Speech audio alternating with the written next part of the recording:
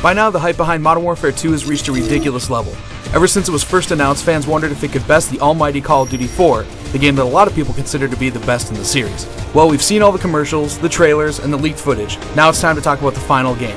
Modern Warfare 2 is here, and it's ready to blow you away.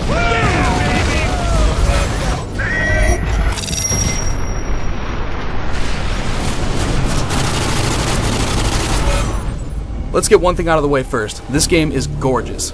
The graphics are a substantial leap over Call of Duty 4, with even the multiplayer visuals trumping the single-player offering from last time around. The levels are filled with more detail and effects, both single-player and multiplayer levels showcase a larger emphasis on height and terrain variation, and the open environments themselves are beautiful. Unfortunately, as slick as the graphics are, the game does have some presentation issues, especially when it comes down to single-player story. A lot of people may be disappointed to learn that it's short, and I mean really short. On regular difficulty, I was able to beat it in just under 5 hours, with an additional hardened playthrough taking about 6.5. As far as the campaign itself, I personally had a great time from start to finish, but the way the game tells its tale does have quite a few problems. There are a ton of awesome action scenes and classic moments, and with some obvious inspiration taken from classic action films, it feels like a highlight reel of frontline warfare. However, while there seems to be a new piece of technology or mission-exclusive gameplay element at every turn, it feels almost like Infinity Ward came up with a laundry list of cool stuff they wanted to add into the game, and then worried about the story to connect it. You'll get a lot of familiar faces, but it's definitely an over-the-top plot that'll have you checking your brain at the door, and you're gonna have to extrapolate the story for yourself. Single player is still a blast, but it's not gonna live up to the legacy that Call of Duty has created.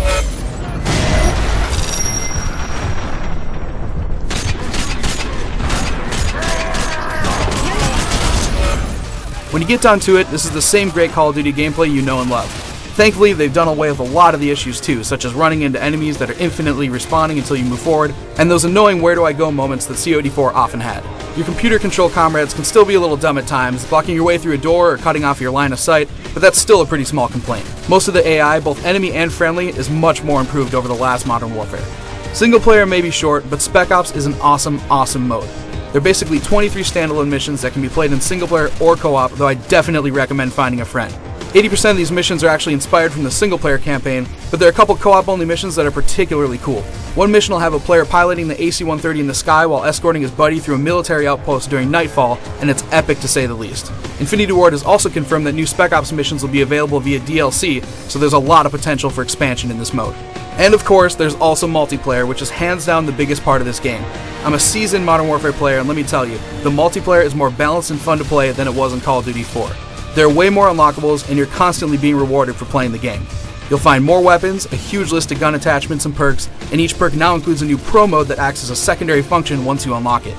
Death streaks are going to help newbies feel not quite so dominated, though seasoned players are barely even going to notice them, and all those worries about it screwing up balance should be tossed out the window straight away.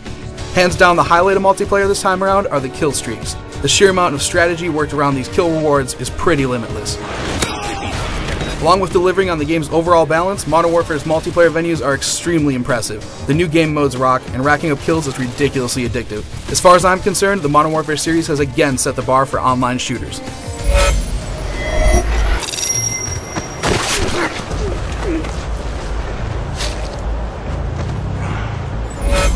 When you look at the total package, Call of Duty Modern Warfare 2 is an awesome experience all around.